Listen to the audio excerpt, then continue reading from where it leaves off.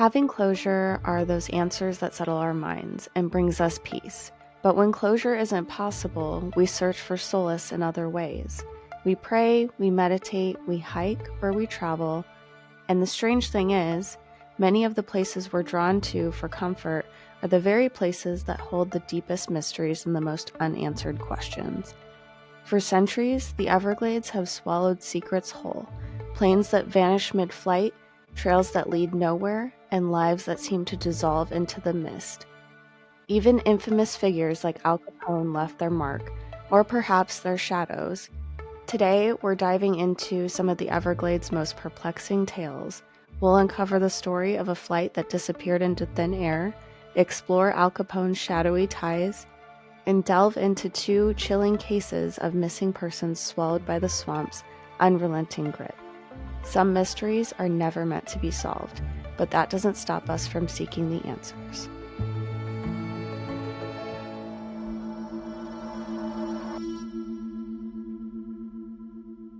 Right?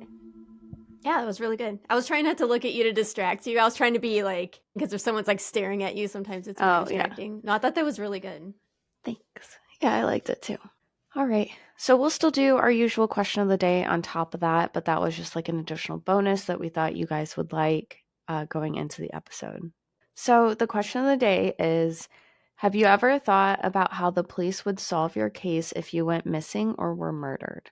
Like, for example, I was on my usual thought walk and, oh, that could mean two different things.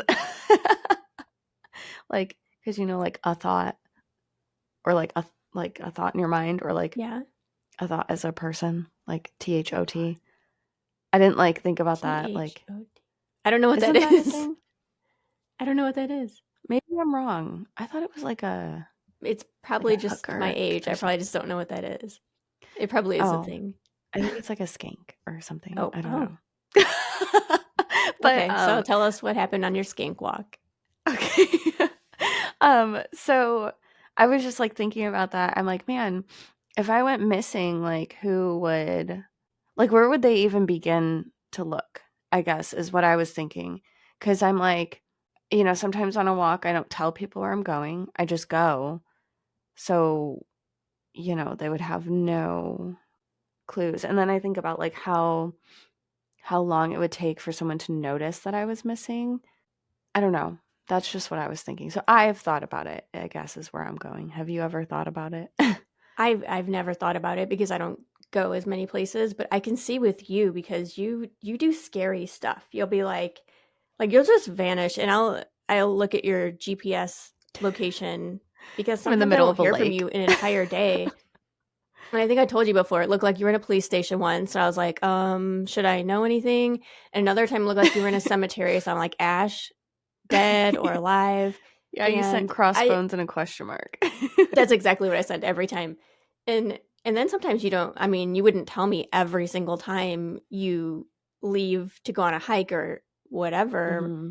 So with you, it's a lot more scary because you do treacherous things that normal people don't. Like for me, if I went missing, they would probably go to like Aldi, Sprouts, or Marshalls because that's all I do. They would be like, oh, last seen Dania Beach, like which Dania Beach is a city. It's not even the beach. So for me, I don't think I would be very hard to find unless someone snatched me from the store and took me away. So I think the first place they would start looking would be the grocery store, which is the saddest thing I've ever said. I don't know. Do people go looking for people at the grocery store?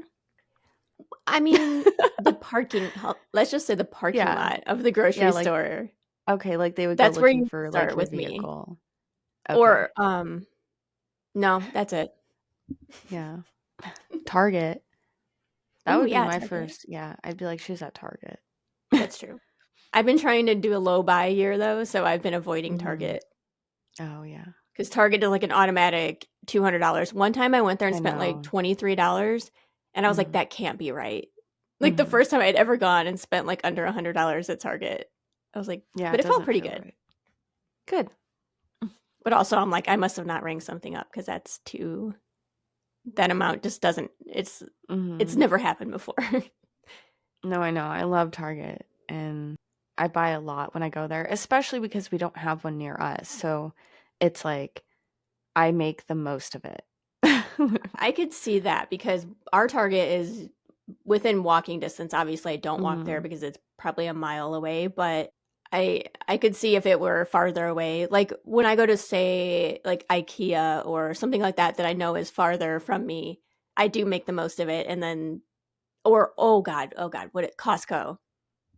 Oh, The yeah. worst because you only want to go there Oh. like once every couple months because our Mhm. Costco is so insane that you just I mean, one time we went on a Wednesday at like when they first opened and it was packed. We couldn't even find a parking spot. Oh, So that's crazy. if if I go to Costco, I'm getting like everything I need for a year Mhm. because it's craziness. But then we're talking like $500, which I don't want to do. Yeah. Well, anyway, yeah, so I think I just thought about that, like the like how they would even begin to solve my Well, can case. you tell us where if you go missing where we should start? I think there's I mean, see, oh, that's the thing, like I don't even know I because I do go to like random places. I mean, I am pretty good about like telling Jeremy I'm going out with this person and going out with that person. So I do think like you could eventually connect it, but yeah, I don't know. I don't even know where they would begin to look. I mean, you have my location, so I guess that but they might turn off your phone, whoever kidnaps you. If you get that's kidnapped, true. they would probably turn off your Mhm. phone. So, Yeah, if I get napped or don't how have about when you service. go do something, just say, nothing to worry about. I'm going on a hike here. But that's always the last words of people. So, you think that maybe if you say those things, then Yeah, it's just the going to result vortex is in gonna suck me tragedy? in. Yeah. Yeah, that vortex, it can hear you, and it's like, "Oh, she said the magic words. Shoot." That's true. Mhm. I just, like I guess I think about, like, camping and stuff too. I mean, you'd be able to find my truck, but it's just with, like, how massive national parks are, like, if I went missing, it would just be so hard to find. Or, like, okay, good example, I'm going to Connecticut and Pennsylvania, so, like, you know where I'm going, but something happens along the way while I'm, like, exploring. I don't know. Anyway, it's not we're taking up a lot of time. Yeah. But yeah, that was just, like, my my skank walk, my thought walk. Every once in a Um, while, we all need a skink walk to yeah. get our thoughts out. Yeah, exactly. So I have a couple cases, 4 to be exact, and they're all pretty good. They're all kind of weird and mysterious. And I know you like researched a little bit of it to get like a background. So if you have any like while I'm going through this, if you have any details that you heard that maybe I didn't hear, you can throw those in there. And I did it old school. I printed out paper and I wrote notes on it. Nice. So our first case takes place on December 5th, 1945. World War II had just ended months earlier, and life in the US was beginning to settle into a post normalcy. On that day in December, 5 US Navy Avenger torpedo bombers and their crew would mark the start of one of the most baffling disappearances in aviation history. They took off from the Naval Air Station in Fort Lauderdale, Florida, for the routine training mission designated as Flight 19. The mission was a navigational exercise over the Atlantic Ocean where the crew flew to the Bahamas to practice bombing and then return to base. Altogether, it should have been about a 3 hour training, and these planes hold about 4.5 hours of fuel. So they should have had enough fuel to complete the mission. And they had also practiced this routine many times before, and it was required for everyone to complete before graduation. So they weren't the first of their class to do it. It was all done before. They had done it before. The flight was also led by Lieutenant Charles Taylor, who was an experienced pilot. 4 other planes and 13 crew members joined him that day. As the planes headed out over the ocean, things started to go wrong. The first sign of trouble came just an hour into the flight when Lieutenant Taylor reported over the radio that his compasses were malfunctioning and he believed that they were lost. What's even stranger is that his voice sounded calm at first, but as the minutes ticked by, the transmission became more frantic. He believed they were flying over the Florida Keys, but ground control knew this was impossible given their flight path. Then we have to think about the weather. The weather started out with normal flying conditions, and then it began to deteriorate within that hour that they took off. With the worsening visibility and choppy seas below, that only added to their confusion on where they were. Despite the attempts by ground control to guide them back, the pilots became disoriented, and his last transmission indicated increasing confusion about their position. His famous last words reportedly said, "We are entering white water. Nothing seems right. We don't know where we are." That's really scary. Yeah, I thought that story was very. The thing that is so mysterious about it is all 5 planes went missing.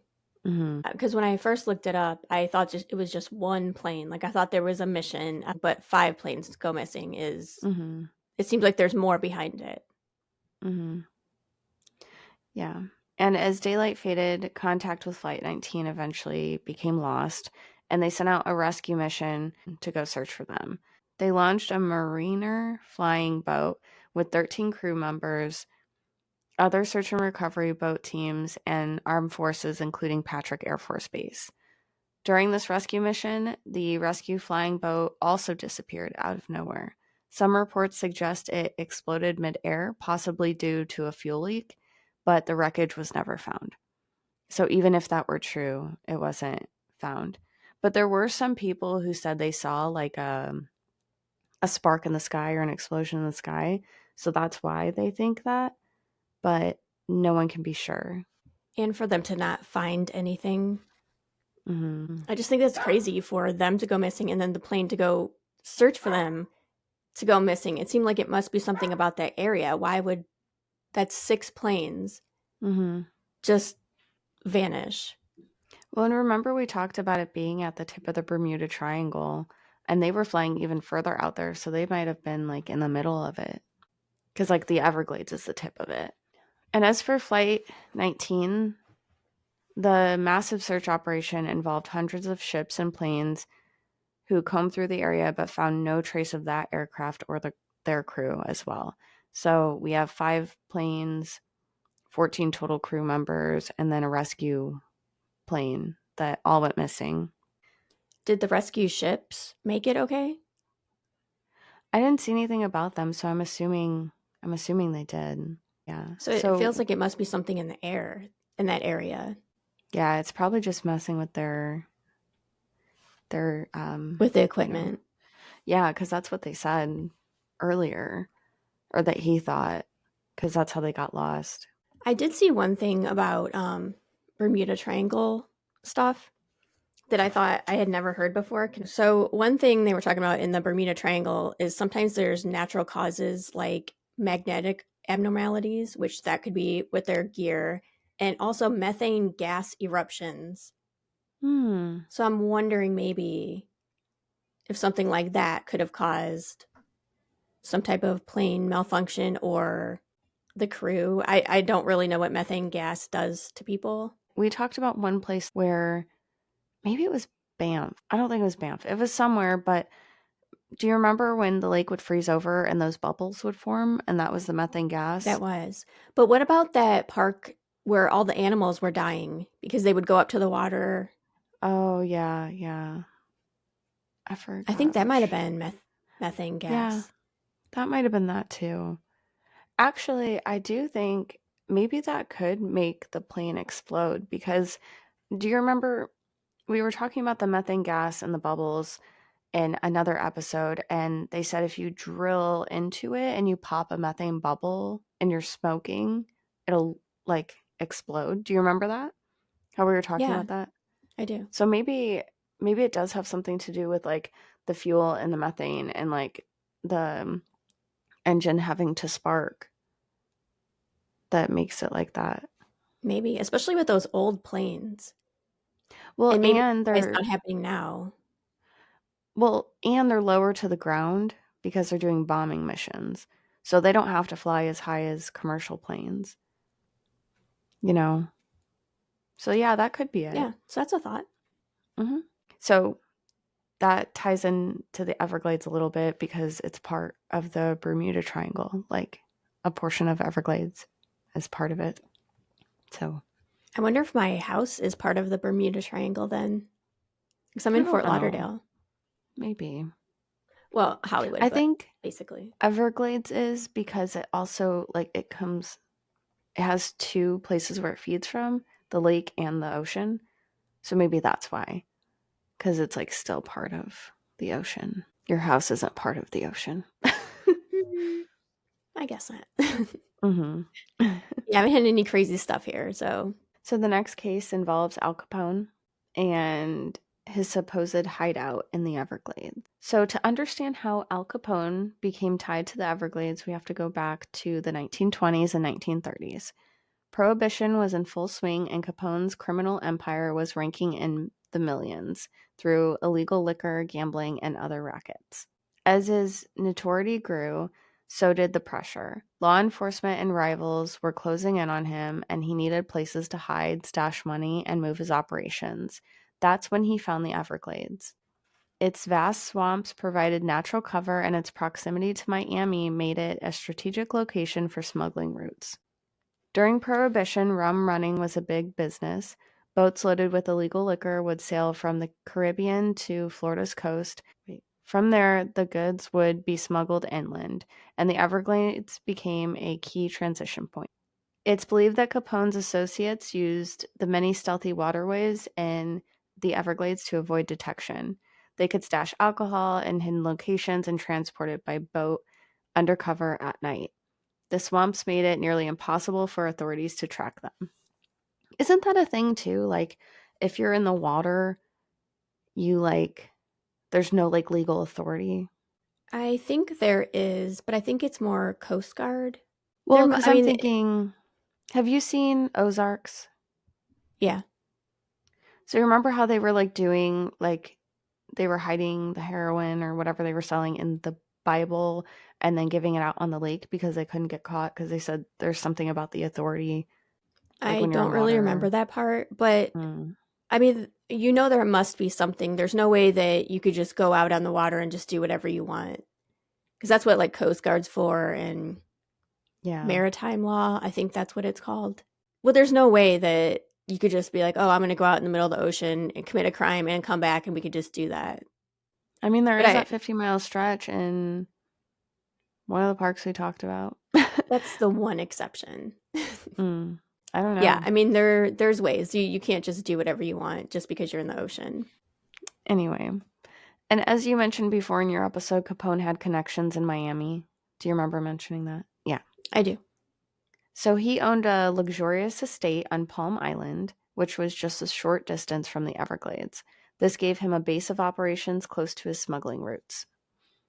Beyond smuggling, there's speculation that Capone used the Everglades as a personal hideout as well when the heat from law enforcement and rival gangs got too intense. There are even rumors of hidden cabins deep in the Everglades where Capone's men would lay low. Some locals claim to have seen strangers in fine suits venturing into the wilderness, which was odd because why would you be in a full suit and go into a swamp? And then there's the lore about the buried treasure. It's said that Capone may have hidden gold, cash, and other valuables in the Everglades, knowing the swamp's terrain would keep it safe. While no treasure has been confirmed, the stories persist. That is craziness. Yeah, I do have a I've little never bit heard more that. too. Okay. Yeah, I thought that was pretty crazy too. So I wonder if people go missing looking for this treasure because we have somewhere here in the Superstition Mountains where it's like the Lost Dutchman's treasure and people go missing looking for it. So they really think that there's treasure out in the Everglades? Yeah, there's speculation. Do you You think know, it's in those cabins? Or maybe because I don't know if they've actually found the cabins. I wouldn't think that unless he made like a really like a safe or like an underground layer or something that I would ever just put treasure in the Everglades because the stuff that's out Mm. there It's so freaking swampy, and you would just lose stuff because it would just everything is so changing out there because it's like very much like quicksand in mud and swampy areas and gators. So if you put it like in a leather bag, a gator's gonna be like, what is this leather? And then eat it. Another good thing about the what is smart with Al Capone, if he did do this, which it sounds like he did, is people aren't just gonna stumble across it. The Everglades isn't somewhere you're just gonna be like walking around for fun unless you have a death wish to be eaten by alligators. So it's like, oh, I'm going on a hike and I'm going to run across this money or run across this place with all the where he's hiding all this alcohol or his illegal activities. So I could definitely see the Everglades being a good hiding spot for criminals, especially back then because it wasn't even built up back then at all. Could you imagine like coming across a bottle of unlabeled Prohibition era alcohol? That'd be so cool. Yeah. Yeah. How would you know though? Well, I mean, I'm sure you would know it. They'd probably have like, I mean, it'd probably be unlabeled for one, and then look really old, and then you could probably smell it that it would be alcohol. And I'm sure they'd have like a stamp of some sort on, I don't know. The glass is probably different or whatever they use to carry it. No, that'd be really cool. One of the more intriguing pieces of the Everglades lore is the so-called Lost City. So the Lost City is actually an island that's deep within the swamp, and in there lies the remnants of an abandoned developed project from the 1920s. The idea was to build a city in the middle of the Everglades, complete with streets, canals, and luxury homes. But when the Florida land boom collapsed, the project was abandoned. And I didn't know what that was before researching, but I guess the land boom happened in 1920s, and it was where Florida had a population of 968,000 people. And then in just 5 years, it grew to 1.2 million. So the demand for housing was so high that the cost of rent soared. And because of that, it inflated the economy, and many Americans who had migrated to Florida from other parts of the country could no longer afford to live there and moved away. That sounds like what's going on now. Right? That's what I was thinking. And over time, nature reclaimed this area, turning it into an eerie, overgrown ghost town. Some say Capone's men used the Lost City as a hideout or a storage site for smuggling goods. So if you can find the Lost City, maybe you'll find some Prohibition era stuff. So it's not just open to the public, it's hidden? That's what it seems like. It's like an island that's kind of nestled into the Everglades somewhere. And they were going to try, if you've been in the Everglades, it's crazy that they were even going to try to make a city out there. I feel like it would just sink immediately. Yeah. It must have been before it was a national park, though, because I don't think they would allow people to build. Well, but I don't even think Al Capone would have cared anyway. He's just going to do it. What do you mean? Oh, like even if it was if he was going to be scandalous, he's going to do it no matter what. That's like what he does. That's what he's known for, is to be a criminal mastermind. Well, I mean, he definitely did this before it became a national park, because in 1931 he was convicted of a tax evasion and sent to prison. So that's 3 years before it became a national park. And by the time he was released, his health was so bad that his whole operation had crumbled, and he eventually died. And he died in Miami. Mm-hmm. Miami Beach. On the beach? No, he had a mansion.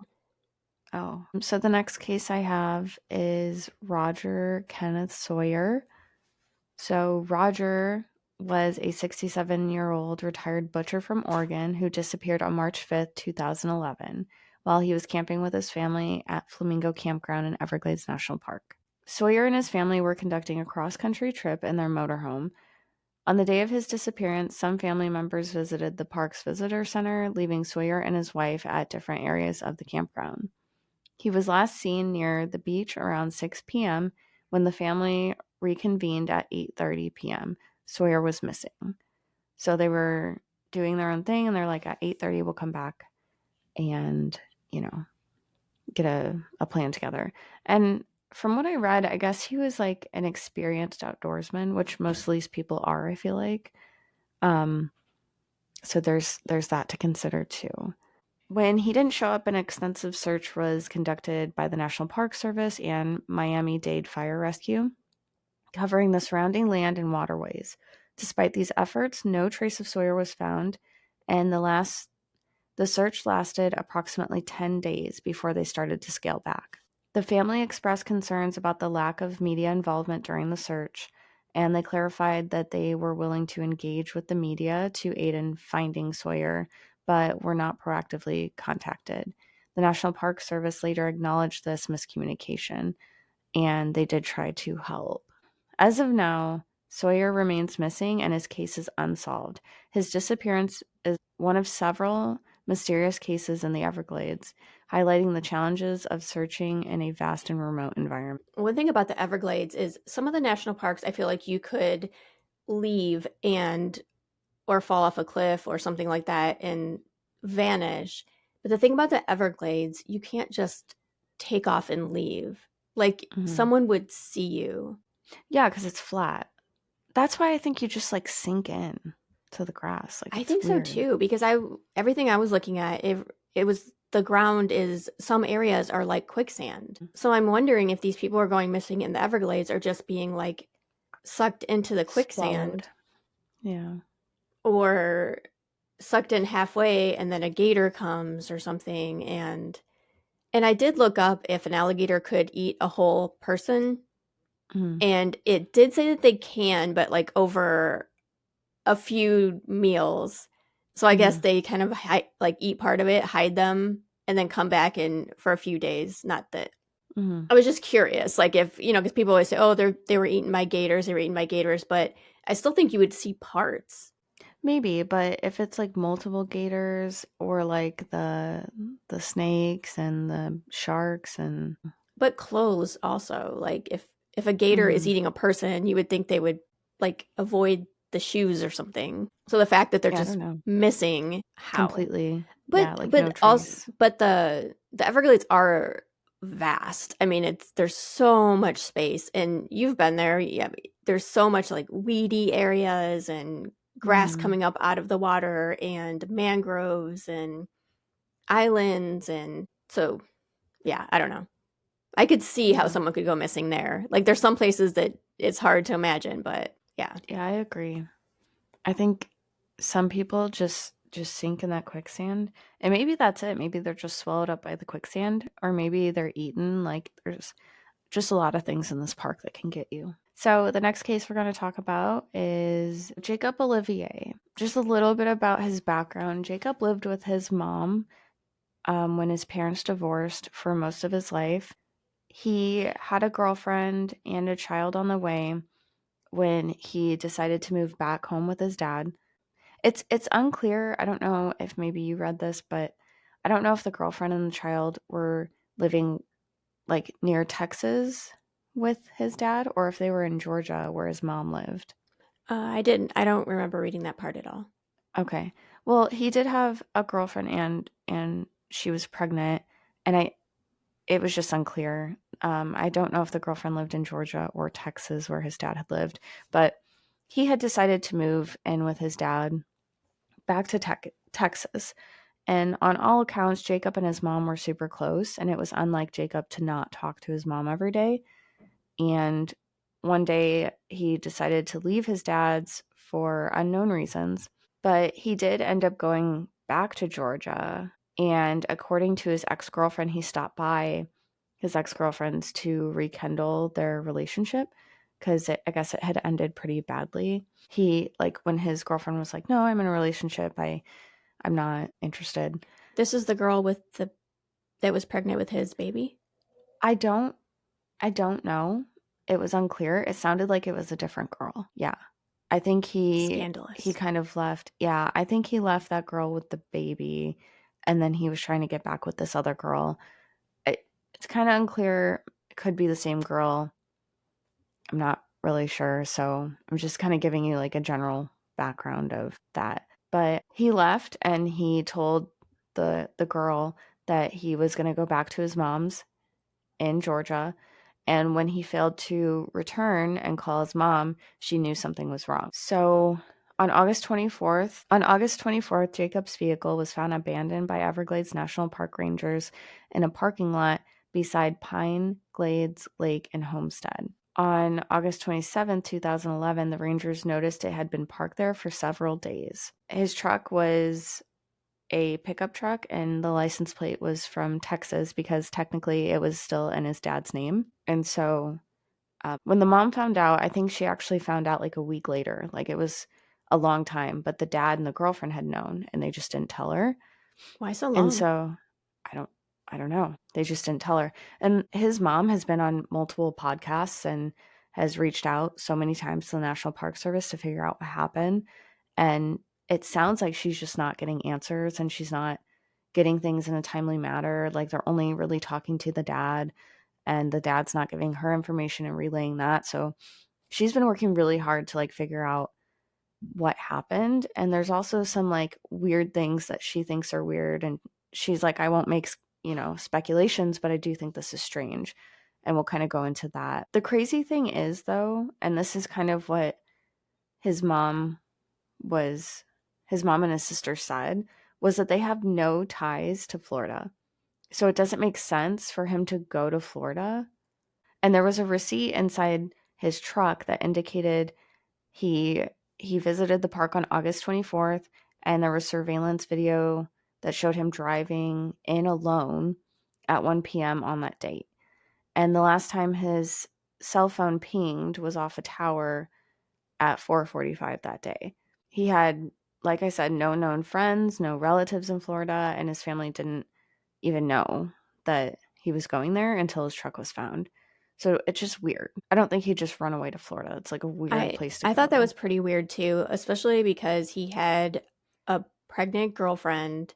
Mhm. And like, why of all the places you're gonna go in Florida, like why wouldn't you go to like the theme parks or something? Why wouldn't you go to like Orlando or like food and wine festival, like the fun stuff in Florida? Like why would someone who's never been to Florida or ties to Florida go to the Everglades and just park your car and walk around in the Everglades of all places?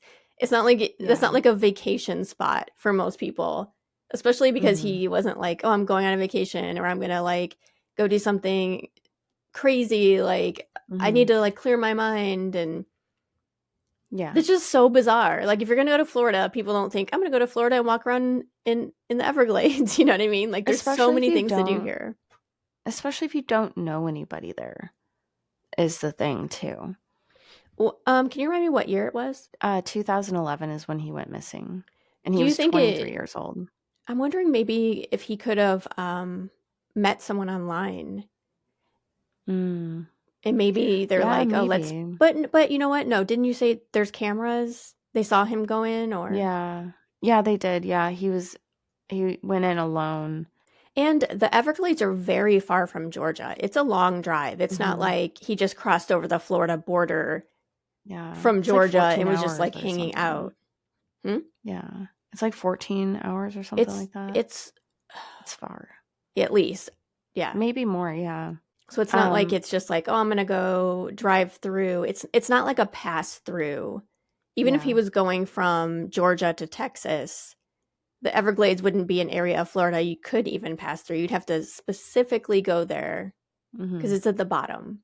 It's not a connecting state type area.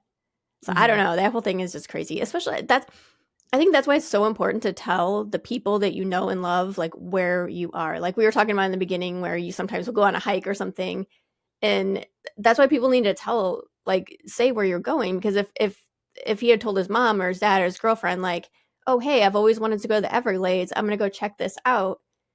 Then maybe they would have a clue, but like everyone is just like, "What the heck happened?"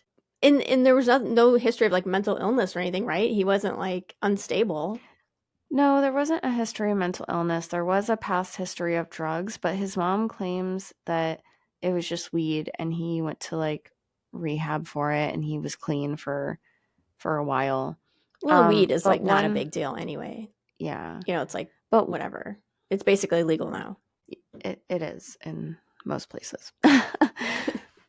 But like one thing that they did also find, aside from like the ticket and some other things in his truck, they also found like a gun holster, but no gun. And so they think that he committed suicide in the Everglades, which, I mean, I don't know why you would drive all, like, there's a couple things that are wrong with that. One, his mom said there's no way he would do that. Like, he wasn't, whatever. Which, like, that's just speculation. You really don't know how someone's feeling because they could be feeling a certain way and you just don't know. So there's that. But besides that, like, why would you drive so far into Florida, into a national park just to do that? And like, and he had to buy a ticket to get in. And like, I don't know, that just seems strange. And then also, if you are going to do that, why wouldn't you take your gun holster with you? You know what I mean?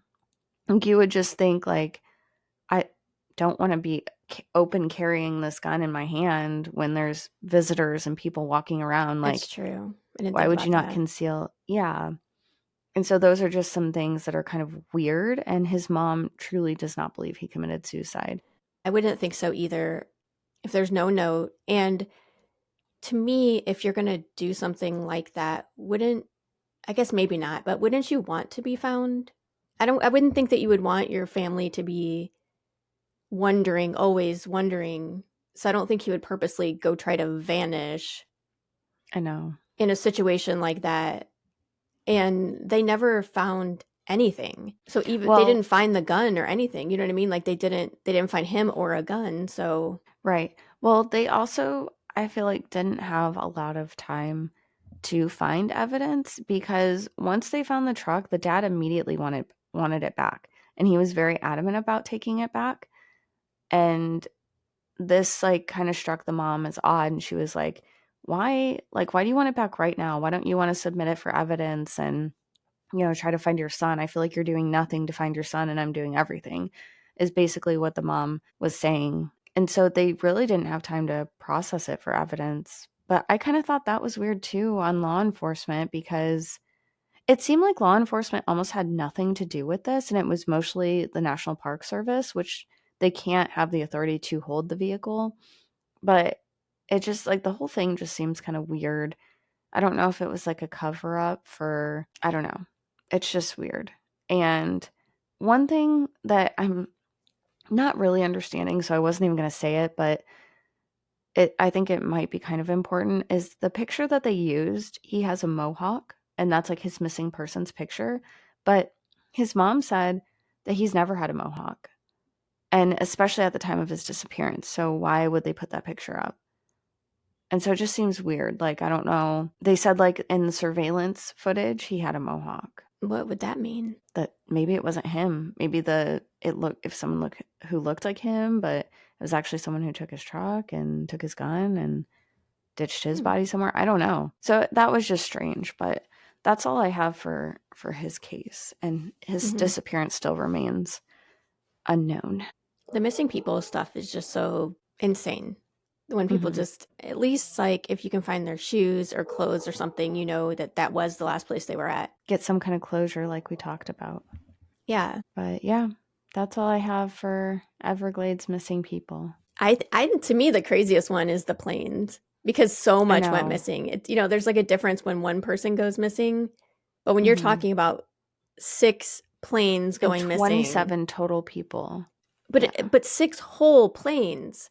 Hmm. It's not Yeah, it's like weird. I'm a little person. If I went missing, like whatever, it's sad, but like, all right, she's, one little person that went missing. But like when 6 full airplanes are just Yeah. gone from this world somehow. And it was an area where they were very familiar with and had done it multiple times. So it's like that day must have just been weird. And you would think by now we'd have the technology where they would have the sonar or whatever it is that when they go over, how they find lost ship. So like if they Mm-hmm. did disappear in the ocean, like we found the Titanic, we found like all the stuff, right? Like how did these not get found? 6 airplanes. Even if they blew up, there would be pieces that would fall in a way that you Mm-hmm. could tell it's an airplane. or something would have floated Yeah. up. But I just like, that's the one that like blows my mind. Yeah, it's weird. I almost want to like start looking into it. Not that I'm going to be like some sleuth or something, but I'm just like out of curiosity, like what they've said, because I just did a general, like looked it up just to see basically what it was. But I would love to see like what modern, like, what are they called? People who look for shipwrecks. Like if anyone has like looked into that, you know what I'm talking about? Like those treasure hunters who, that is like literally their full job is they go out in the ocean and look for shipwrecks. So I'm curious if any of them have ever tried to find these ships. I mean, not ships, planes. Yeah, it's crazy. Okay. Very, very interesting. We still don't know which national park we're going to do next, but we will definitely have an episode for you guys next week. So thanks for joining. Hope you enjoyed it. And I hope you like the intro. I liked it. I thought it was really good. Good. I liked it too. All right. So see you guys next week. Okay. Okay. Bye.